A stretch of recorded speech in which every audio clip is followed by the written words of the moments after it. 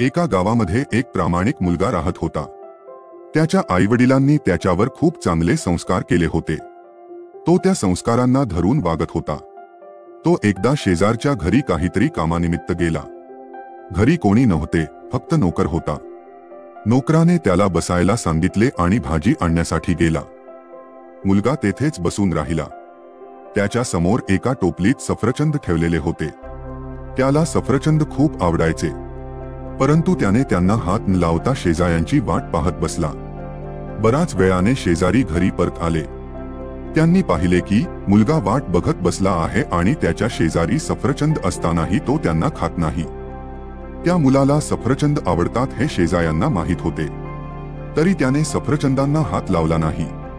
शेजारी आले की त्याने त्यांना नमस्कार केला. शेजाऱ्यांनी त्याला विचारले, तुला सफरचंद आवडतात ना? मग तरी तू एकही सफरचंद का खाल्ले नाहीस? मुलगा म्हणाला, इथे कोणीच नव्हते. मी 1-2 सफरचंद जरी खाल्ली असती तरी कुणालाच काही कळले नसते. मला कोणीच पाहत नव्हते, पण मी स्वतःला पाहत होतो, म्हणून मी खाल्ली नाही. मी स्वतःला फसवू शकत नाही. शेजाऱ्याला त्याचे बोलणे ऐकून आनंद झाला. तो म्हणाला, आपला आत्मा आपण काय करतो ते पाहत असतो. आपण आपल्या आत्म्याला कधीच फसवू शकत नाही. दुसऱ्याला फसवू शकतो, पण आपण स्वतःला खोटे बोलणे फार अवघड आहे.